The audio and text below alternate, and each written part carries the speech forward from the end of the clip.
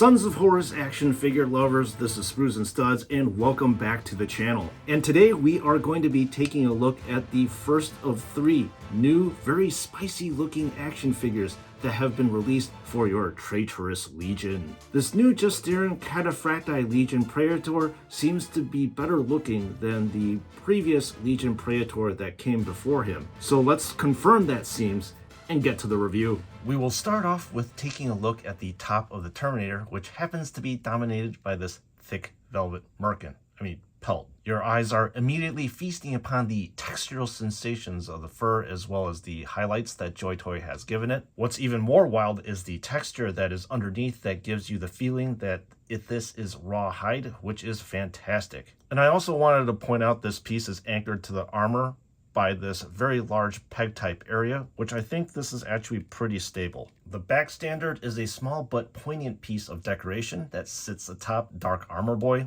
I do like the texturing in this region and this slight little lean that JoyToy has given the standard to give it the feeling that is waving in the wind. Of note, you can also move this plastic part up and down. The thing is, I find the placement of the skull to be a little bit odd. I think it should have been in front, but then again, JoyToy is just following the direction of the GW Mini. Sitting atop the helmet is another highly textured tassel with copious amounts of shading that has been given to it. In fact, if you look at it at certain angles, it kind of looks like flame. Anyways, it's nice to see that JoyToy has given the helmet area, well, in fact, the whole entire figure, this light highlighting here to help differentiate the areas of the armor. Now, if you are enjoying this action figure review, I highly encourage you to subscribe to this channel, mainly because, well, it's free, and wouldn't you want your feed to be flooded with the most up-to-date Horus, Heresy, and Warhammer 40k action figure reviews?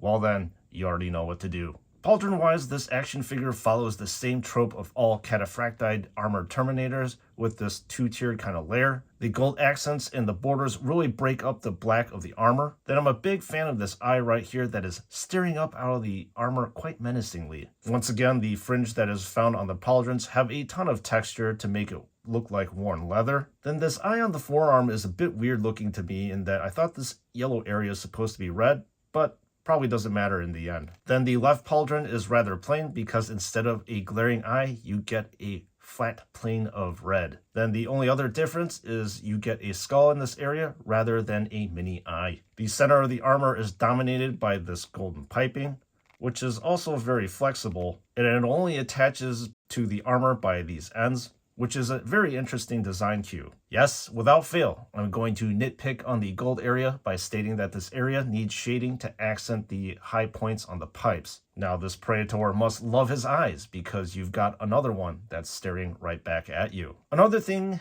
that I'm going to point out to you are these runes that are on the armor. They are engraved, but what I like about this is the hazy outline that JoyToy gave the area, which makes it look like the runes are glowing. In the middle section, the waist is dominated by yet another larger blood red eye with some added golden decorations. There are some very ultramarine inspired leather strips, which again I'm a big fan of due to the texturing as well as the tie-in with the leather fringe on the pauldrons. The only other fixture are these 2 skulls that are dangling down, both of which happen to be very textured with cracks in rough areas. The designs on the legs are symmetrical to each other, which I'm a big fan of. You've got these half golden globes to give texture to the thighs, and then more glaring eyes that make up the knee area, on top of even more golden outlines and accents. I would say that over here, you see that the glow of the runes are the most prominent. With regard to the back area, you've got your standard cataphracti power plant,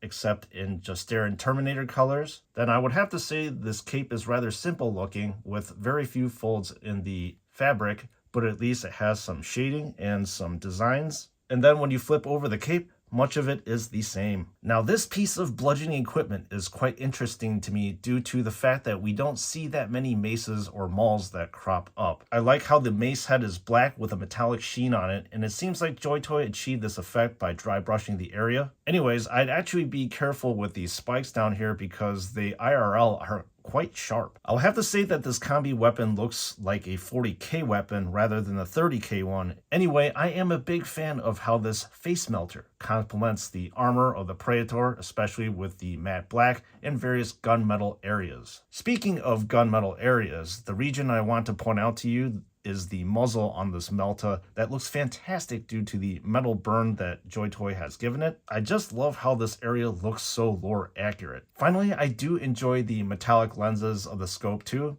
I'd like to take credit for JoyToy listening to me about the metal burn as well as the lenses, but I highly doubt it. Now, talking about movement a little bit on this action figure, you'd think that there might be some inhibition of motion because of this large pelt as well as this cape, but I am glad to prove to you that there are actually no inhibitions of motion whatsoever. This cape is very flexible, so it allows you to do 360 degrees of motion about this pivot point, which is the shoulder. The second thing is the way the cape is attached to the figure is my preferred method, which are these little loops that attach the cape to this shoulder joint right here. This then does not inhibit the rotation of the shoulder, nor does it really inhibit the motion about the waist area, as you can get 360 degrees of rotation. So how tall is this Terminator compared to other Warhammer 40k as well as Horus Heresy action figures? Let's find out. As expected, the Cataphracti Terminator should be towering over this version 3 Intercessor, and Titus comes up to just about the pauldron area. Now, with your period-specific comparison, Axeman is a version 4 action figure, so he's going to be the same height as Titus, and therefore comes up to about the Terminator's pauldron. And I think it should come to nobody's surprise that Abaddon is the same height as the Legion Praetor, as they are both in Cataphracti armor. This Justaerin Legion Praetor is much better looking than the original Legion Praetor that preceded him by a country mile or by a 40k light year. The color patterning of this action figure is quite exquisite, especially with the contrasting black, gold, and red places of the armor. However, interestingly enough, my favorite part of this action figure are the glowing runes as well as the muzzle burn on the Melta. In terms of height and weight, if you have Cataphracti Terminators from this Legion or any other Legion, he is pretty much exactly the same. He is quite hefty and most of his weight is in the top area, which makes him slightly unstable, and this can be counterbalanced by obviously placing his legs in certain ways. So in close, I really would recommend all Sons of Horus action figure collectors to get this one. In fact, if you are a Terminator collector, well, I would also recommend you to get this action figure as well. And if you have made up your mind to buy this action figure, please click on the link in the description below where you will be brought to David Toys. David Toys happens to be a very strong channel supporter, and one of the reasons why I use them is because of their free and tariffless shipping. The price of the tariffs is already built into the price of the action figure, which is very convenient because yours truly actually has other hobbies that I have to import other things in, and unfortunately, some of those companies that I use do not have this benefit where I have to take extra time to pay import fees, which is a pain in the ass. I just want this to be done in one click. And before you check out, please do not forget to use the code SNS to receive 12% off of your purchase. As I said before, and I'll say again, this also benefits you because the money that I get off of commission, I pump right back into my channel so that you can see more content. Well, members of the chapter, what do you think about this bad boy? Do you agree or disagree that this Justaerin man is a solid action figure to buy?